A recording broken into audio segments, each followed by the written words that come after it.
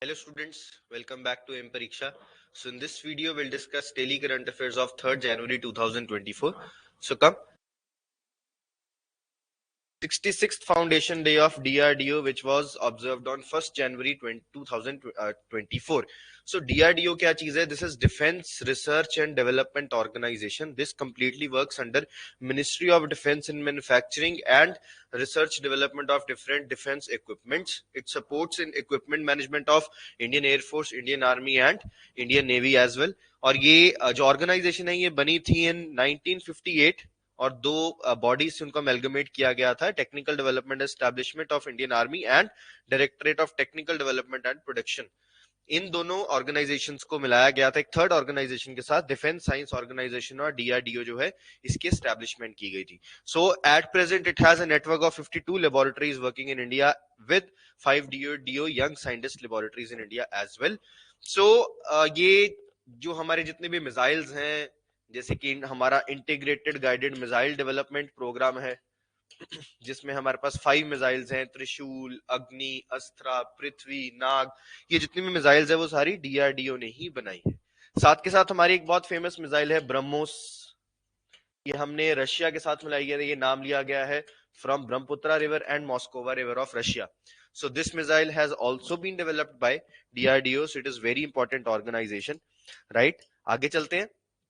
Next news है हमारी, Gujarat emerges as petrochemical of India. So Gujarat has been given the status of petro capital of India. Why? Because of the presence of Jamnagar refinery.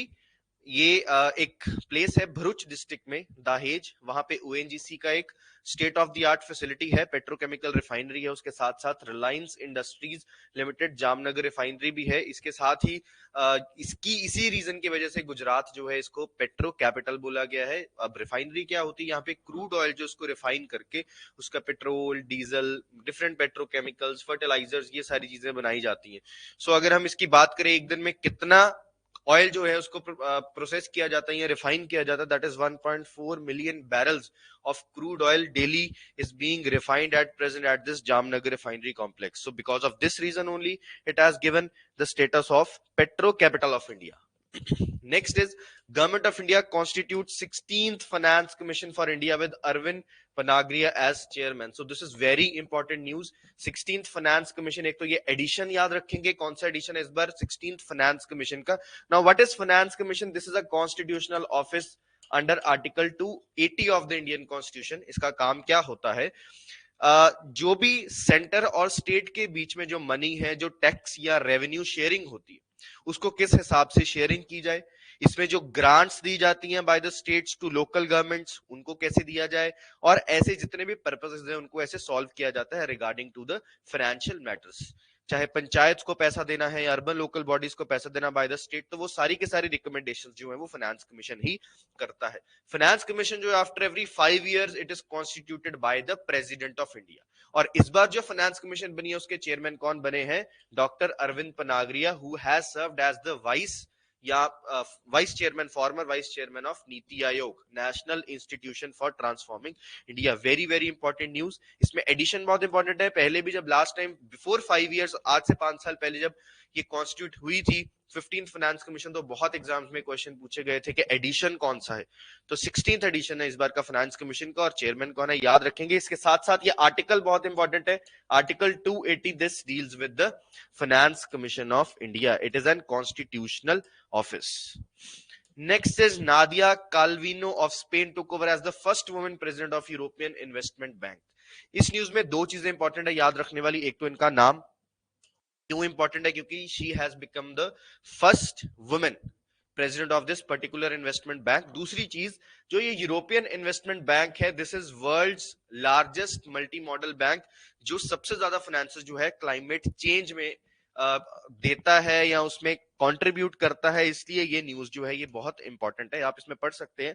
EIB is the biggest multilateral financial institution in the world and one of the largest providers of climate finance. इसके जो headquarters हैं that is in Luxembourg. It was founded in 1958 और president कौन है वो हमने अभी देख लिया, she is the first women president.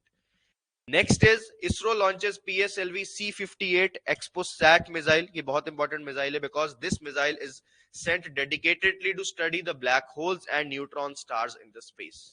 So after launching this satellite, India has become the second nation after USA to send a dedicated this satellite to space to study about black holes. बस ये कुछ important points है, ये इसके याद रखेंगे. इसके जो मेन एम है वो क्या है कि various dynamics of bright astronomical X-ray sources जो हैं, जैसे कि ब्लैक होल है या न्यूट्रॉन स्टार्स है, एक्टिव गैलेक्टिक न्यूक्लियाई है, पल्सर, विंड, न्यूब्लेट सेक्ट्रा, ऐसे जितने भी हमारे पास ब्राइट स्टार्स है, ब्राइट स्पॉट्स हैं, जो एस्ट्रोनॉमिकल एक्सरे सोर्सेज हैं, उन चीजों को स्टडी करना. Right. So with this India become second country in the world to launch a specialized astronomy observatory to study black holes and neutron stars in our galaxy. आगे चलते हैं. Next is Indian American academic and Padma Bhushan awardee Professor Ved Prakash Nanda passed away recently. इनको expert माना जाता है international law में. He has worked as the professor in the law of University of Denver in USA. He is basically Indian American. He was born in present day Pakistan, undivided India में, गुजरांवाला पंजाब पाकिस्तान में, and after that he migrated to USA.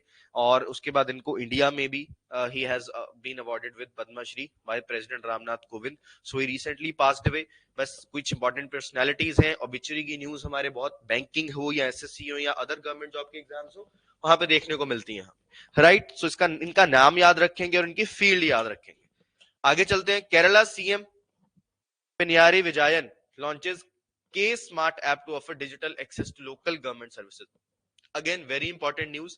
ऐसे state specific news भी हमें देखने को मिलती है exams में. K-Smart ऐप एक डेडिकेटेड ऐप बनाई है केरला गवर्नमेंट ने. इस ऐप में डिफरेंट फैसिलिटीज या डिफरेंट जो भी गवर्नेंस या वेलफेयर स्कीम्स जो लोकल गवर्नमेंट्स प्रोवाइड करती हैं टू इट्स सिटीजंस, वो सारी चीजें इसमें दी जाती हैं. For example registration of birth, death, marriage, business licence, property tax, ऐसी जितनी भी चीजें हैं जिससे एक जो बेनिफिशियरीज है उनके लिए एक ईज क्रिएट हो सके.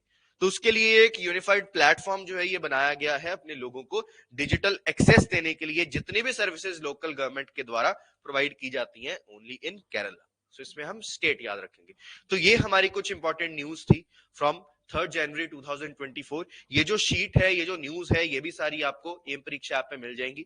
तो उसके साथ साथ आप डेली उस पे अपडेशंस होती रहती हैं, आप उस पे पढ़ते रहें, वीडियोस भी देखते रहे, और साथ के साथ डेली करंट अफेयर्स के साथ आपको क्विज भी मिलेगी 10 क्वेश्चन की. तो डेली करंट अफेयर्स पढ़ने के बाद, वीडियो देखने के बाद आप ये क्विज जो है इसको भी प्रैक्टिस कर सकते हैं.